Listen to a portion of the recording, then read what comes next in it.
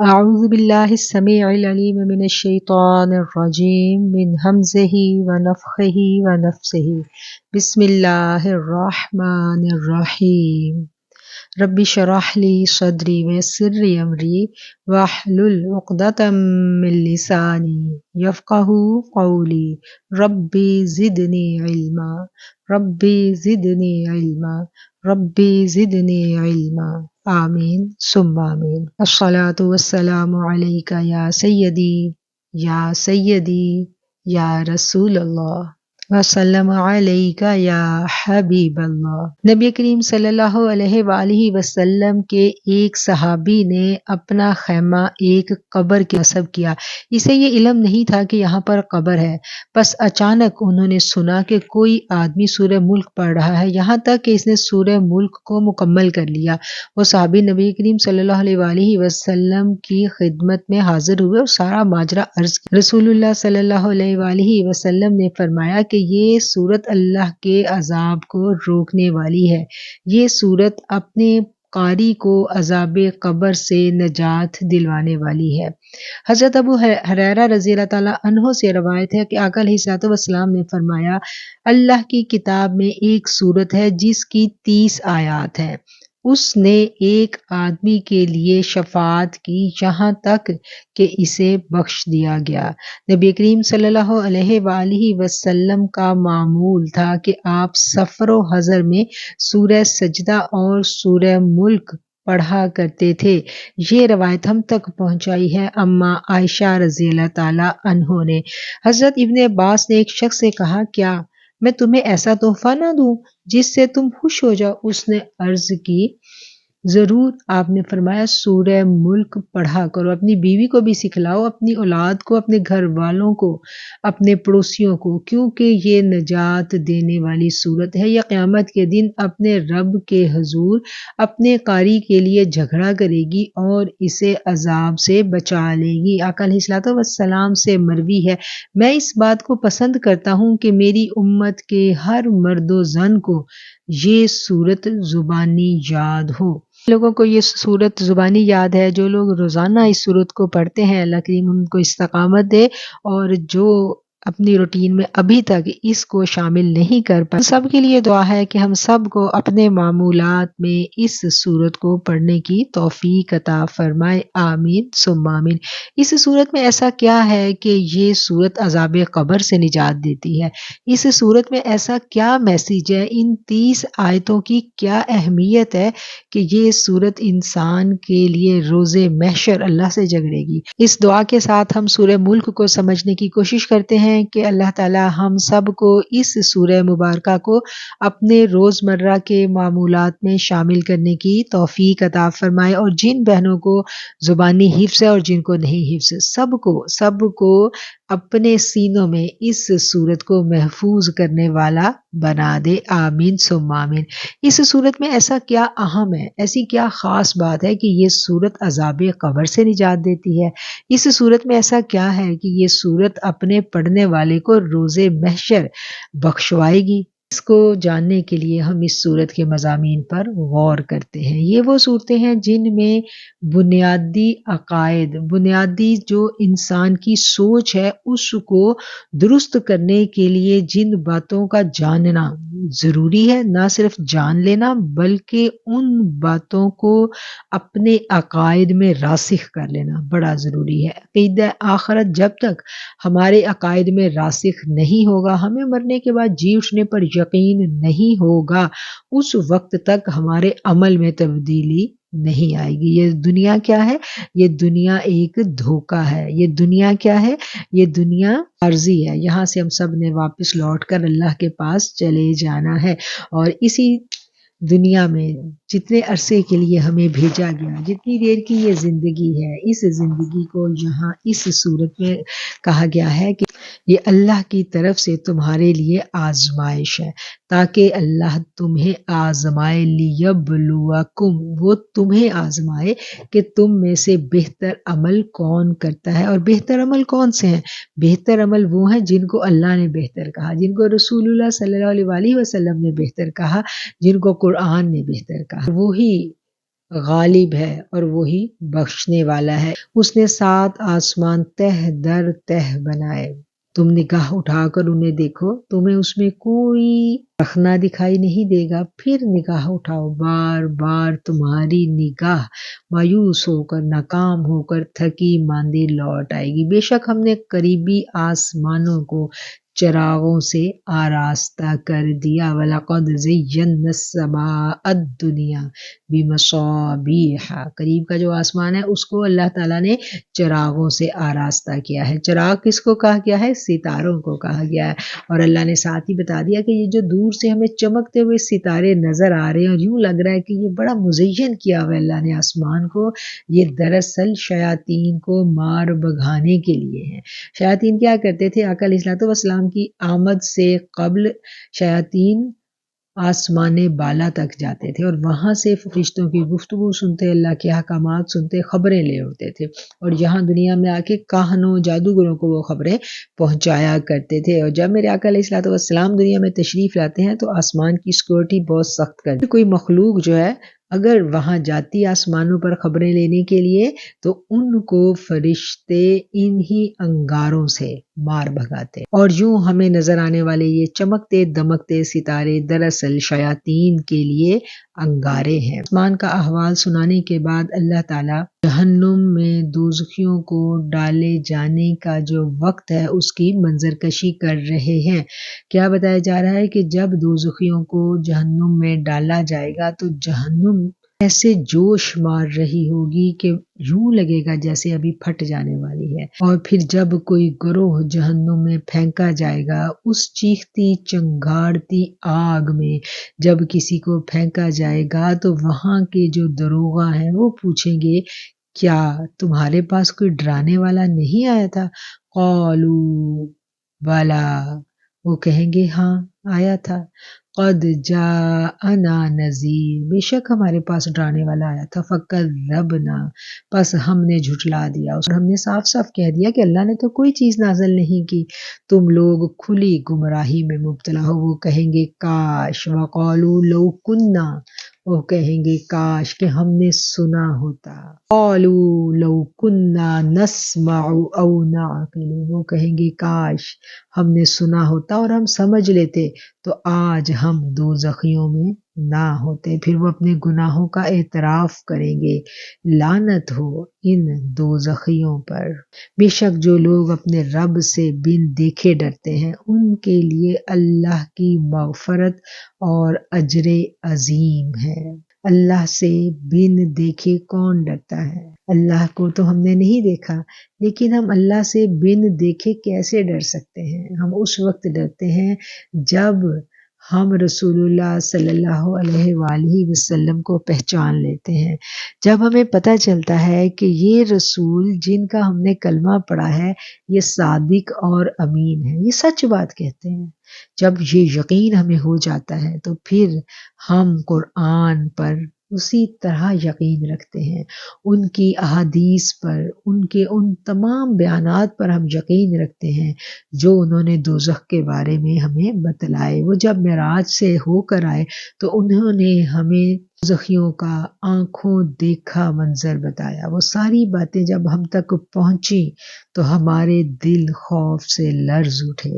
پھر جب ہمیں کہا گیا کہ روزانہ یہ سورت ضرور پڑھنی ہے، اور ہم جب روزانہ اس سورت کو پڑھتے ہیں ہم روزانہ دیکھتے ہیں کہ جہنمیوں کے ساتھ جہنم کے داروغہ کا کیا مکالمہ ہوگا، اور اس وقت وہ کتنی حسرت سے کہیں گے کاش لو کنا نسمع، کاش کہ ہم نے سنا ہوتا۔ یہ ساری باتیں جب روز ہم دیکھیں گے، روز ہم ان باتوں کو سمجھیں گے، اپنی زبان سے ان الفاظ کو ہم ادا کریں گے، تو پھر مجھے بتائیں پھر کون ہے جو دنیا کی زندگی میں مست ہو کر آخرت کو بھول جائے؟ پھر کون ہے جو اپنے رب سے بن دیکھے نہ ڈرے؟ اور جو اپنے رب سے بن دیکھے ڈرتا ہے اس کے بارے میں پھر میرا رب کیا کہہ رہا ہے؟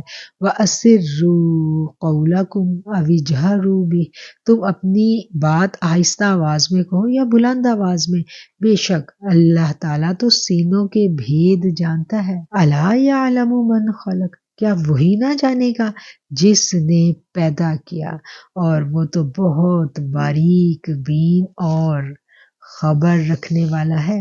یہ باتیں ہم روز ادا کریں گے اپنی زبان سے تو ہمارا اللہ کے ساتھ کیسا تعلق پیدا ہوگا۔ ہم نماز کے لیے کھڑے ہوں گے تو ہمیں پتہ ہوگا کہ جو تلاوت ہم اپنی زبان سے ادا کر رہے ہیں ہمارا رب سن رہا ہے۔ جب ہم تنہائی میں بیٹھے کسی کے بارے میں برا گمان کر رہے ہوں گے، بری باتیں ہم کسی کے لیے سوچ رہے ہوں گے، تو یہ الفاظ قرآن کے ہمیں بتائیں گے، اسروا قولکم او اجہروا بہ، سینوں میں جو چھپی باتیں ہیں وہ بھی رب جانتا ہے، جو زبان سے تم ادا کر رہے ہو وہ بھی جانتا ہے، وہ تو علیم بذات الصدور ہے۔ پھر یہ ساری کی ساری آیات ہمارے عمل میں تبدیلی کے لیے ہمیں موٹیویشن دیتی ہیں، اور ہم غفلت سے نکل کر یک دم اپنے رب کے فرما بردار بندوں کی صف میں شامل ہونے کے لیے کوشاں ہو جاتے ہیں۔ اب پتہ چلا کہ یہ صورت کیسے قبر کے عذاب سے بچاتی ہے۔ صرف اس کی تلاوت کر لینا کافی نہیں ہے، اس کو سمجھنا، اس کے پیغام کو سمجھنا۔ جب پیغام سمجھ میں آ گیا تو پھر کوئی وجہ نہیں ہے کہ ہماری سوچ میں تبدیلی نہ آئے، کوئی وجہ نہیں ہے کہ ہمارے عمل میں تبدیلی نہ آئے۔ اس سورت کی آخری آیت کو ہم دیکھیں گے، قُلْ أَرَأَيْتُمْ، آپ پوچھئے ان سے، اگر کسی صبح تمہارا پانی زمین کی تہ میں اتر جائے تو تمہیں میٹھا صاف پانی کون لا کر دے گا؟ سورت کا آغاز ہوا تھا اللہ کی بادشاہی کے اعلان سے۔ اللہ بادشاہ ہے، وہ برکتوں والا بادشاہ ہے، وہ رحمتوں والا بادشاہ ہے، اس کے قبضہ قدرت میں تمام زمین و آسمان کی بادشاہی ہے، اور بادشاہ کا اختیار ہوتا ہے وہ جو بھی کر لے۔ یہ جو ہماری ساری نافرمانیوں کے باوجود اس کا کرم ہم پہ کبھی کم نہیں ہوتا، وہ واقعتاً رحمان اور رحیم ہے۔ ہم جتنی بھی نافرمانی کریں، ہم صبح اٹھیں تو ایسا نہیں ہوتا کہ ہمارے گھروں سے رزق غائب ہو چکا ہو۔ ہم صبح اٹھیں، ساری رات نافرمانی کے کام کر کے ہم سوئیں، صبح اٹھیں تو ایسا نہیں ہوتا کہ ہمارے گھروں سے رزق ہی غائب ہو جائے، ہماری زمین سے پانی ختم ہو جائے، ایسا نہیں ہوتا۔ اللہ کہتا ہے ان سے پوچھو، اگر کسی صبح تم اٹھو اور زمین میں پانی ہی نہ ہو، ساری زمین سے پانی ختم ہو گیا ہو، تو پھر کون تمہیں پانی دے گا؟ کوئی پانی نہیں دے سکتا، صرف وہ اللہ ہی ہے۔ اپنے بندوں کی تمام ضرورتیں پوری کرتا ہے، ان بندوں کی بھی جو اس کی فرما برداری کرتے ہیں، اور ان بندوں کی بھی جو اس کی نافرمانی کرتے ہیں، کیونکہ بندے تو سارے رحمان کے ہیں۔ اب ہم دیکھیں گے سورہ قلم کی آیت 51 اور 52 کو، اور یوں معلوم ہوتا ہے کہ کفار پھسلا دیں گے آپ کو اپنی نظر بد سے جب وہ قرآن کو سنتے ہیں اور کہتے ہیں کہ یہ تو مجنوں ہے، نعوذ باللہ، حالانکہ وہ نہیں مگر سارے جہانوں کے لیے وجہ عزت و شرف۔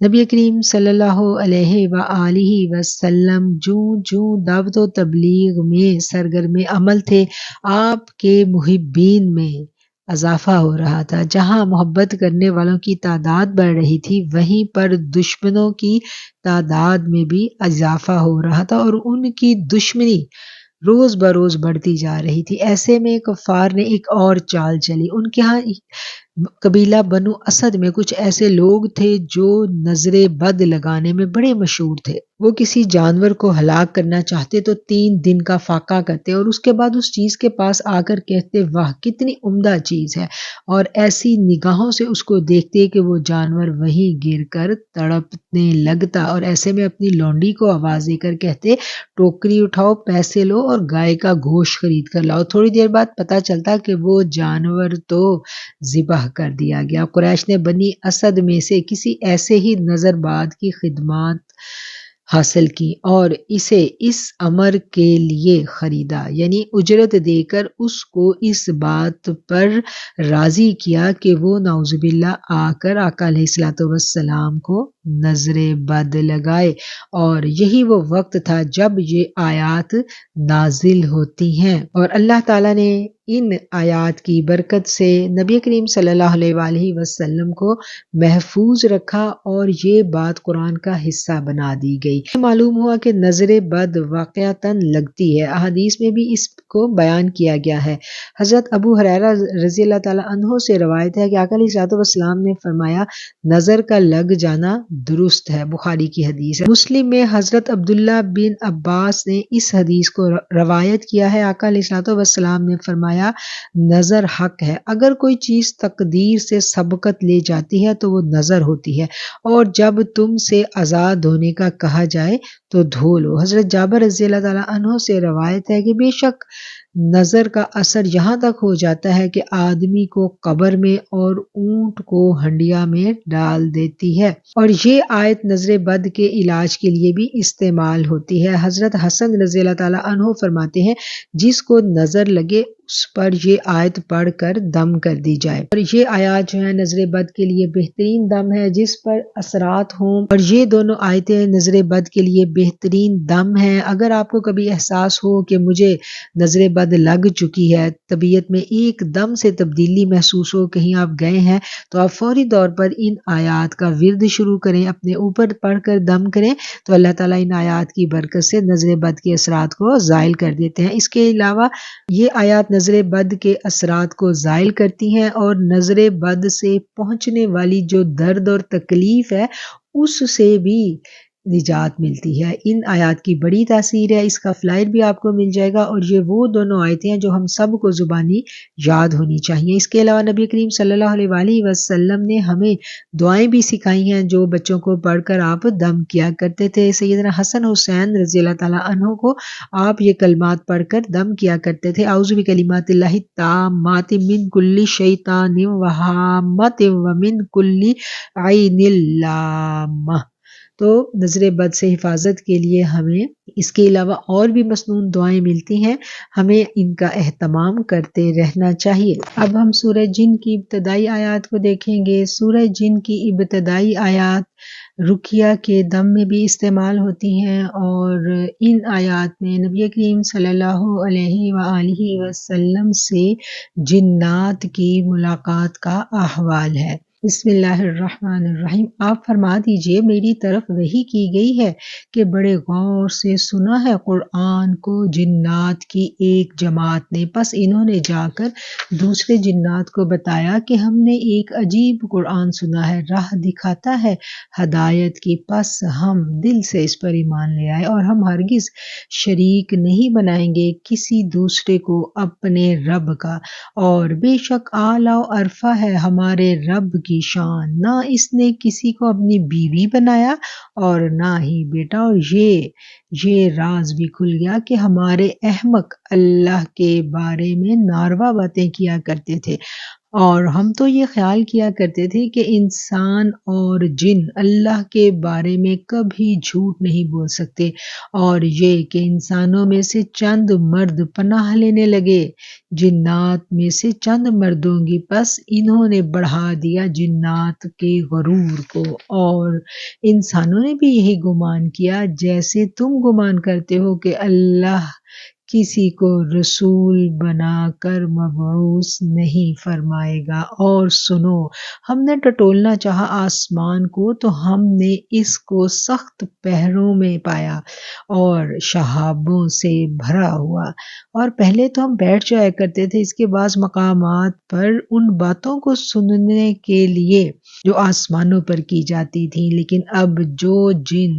انہیں سننے کی کوشش کرے گا تو وہ پائے گا اپنے لیے شہاب کو منتظر، اور ہم نہیں سمجھتے اس کی کیا وجہ ہے۔ کیا کسی شر کا ارادہ کیا جا رہا ہے زمین کے مکینوں کے بارے میں، یا ان کے رب نے ان کو ہدایت دینے کا ارادہ فرما لیا ہے، اور ہم میں بعض نیک بھی ہیں اور بعض اور طرح کے، ہم بھی تو کئی راستوں پر گامزن ہیں، اور ہمیں یقین ہو گیا ہے ہم زمین میں اللہ تعالیٰ کو ہرگز عاجز نہیں کر سکتے اور نہ ہی بھاگ کر اس کو ہرا سکتے ہیں۔ اور اے میرے جن بھائیوں، ہم نے جب پیغام ہدایت سنا تو ہم اس پر ایمان لے آئے، پس جو شخص اپنے رب پر ایمان لاتا ہے تو اسے کسی نقصان کا خوف ہوتا ہے اور نہ ہی ظلم کا، اور بے شک ہم میں سے کچھ تو فرما بردار ہے اور کچھ ظالم۔ تو جنہوں نے اسلام قبول کیا تو انہوں نے حق کی راہ تلاش کر لی، اور جو حق سے منحرف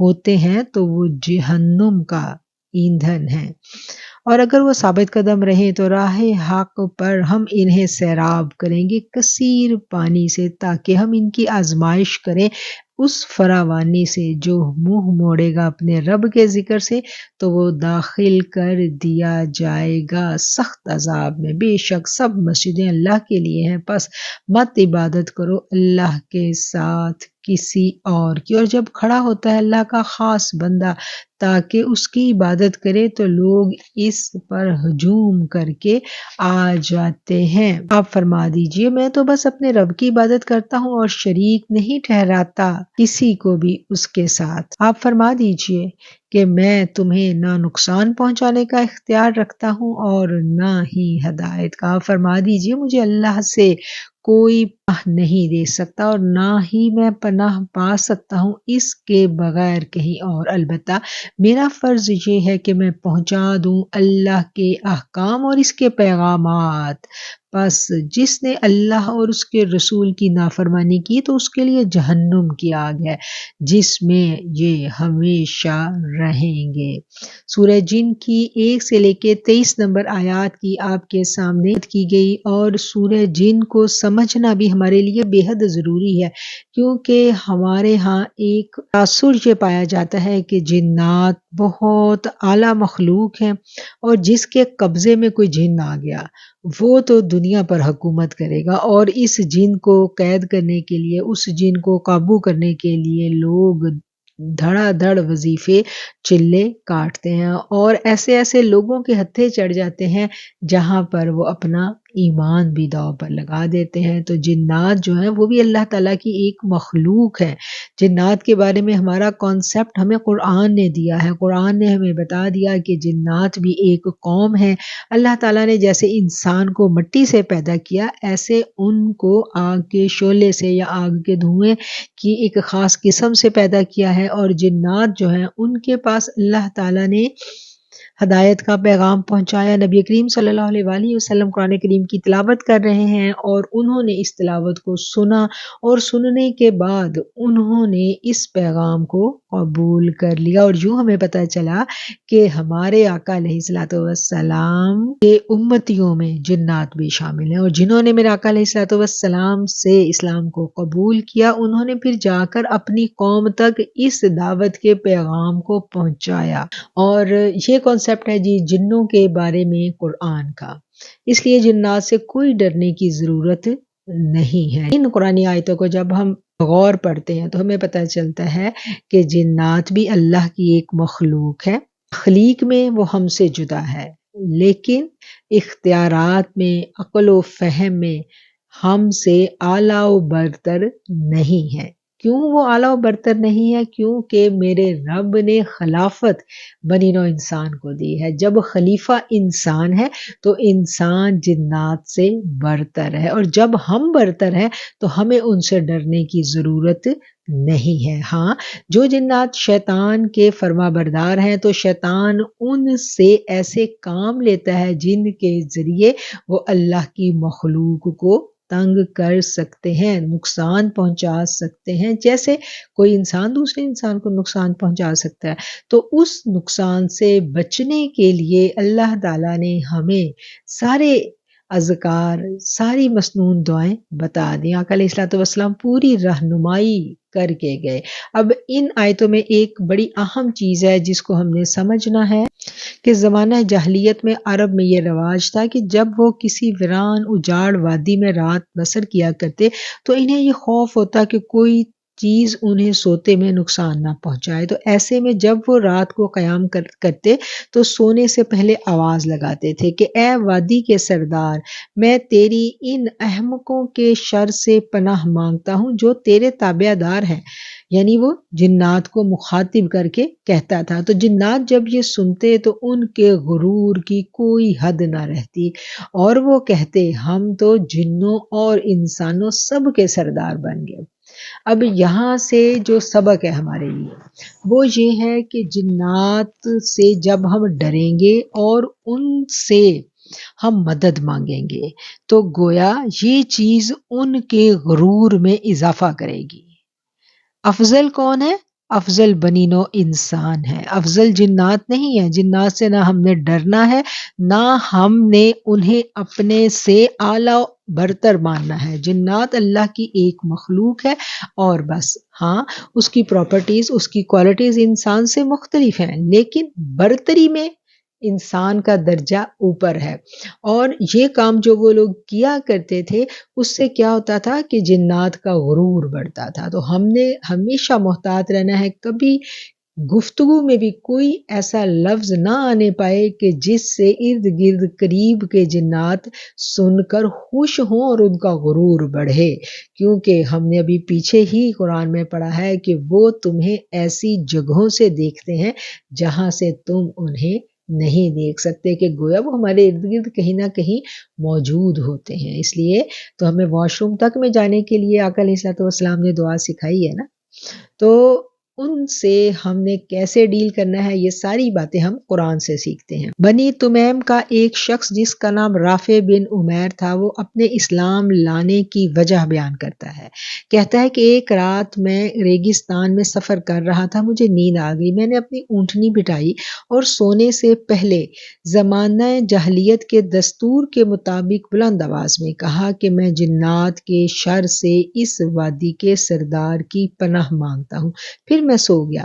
خواب میں دیکھتا ہوں کہ ایک آدمی کے ہاتھ میں نیزہ ہے اور وہ میری اونٹنی کو ذبح کرنا چاہتا ہے۔ میں گھبرا کر اٹھا، ادھر ادھر دیکھا، کوئی نہیں تھا۔ میں پھر سے سو گیا۔ دوسری مرتبہ بھی ایسا ہی ہوا اور جب تیسری مرتبہ یہی منظر میں نے دیکھا، میں گھبرا کر اٹھا تو سوچا کہ میں اپنی اونٹنی کو اچھی طرح چیک کروں۔ جب میں اونٹنی کے قریب گیا تو دیکھا کہ میری اونٹنی تھر تھر کانپ رہی ہے، کوئی آدمی ہاتھ میں نیزہ لیے کھڑا ہے۔ ایک بوڑھے آدمی نے اس کا ہاتھ پکڑ رکھا ہے۔ اسی اثناء میں 3 جنگلی بیل دوڑتے ہوئے ادھر آ نکلے۔ اس بوڑھے نے کہا میری پناہ لینے والے، اس انسان کی اونٹنی کے عوض تم ایک وحشی بیل پکڑ لو۔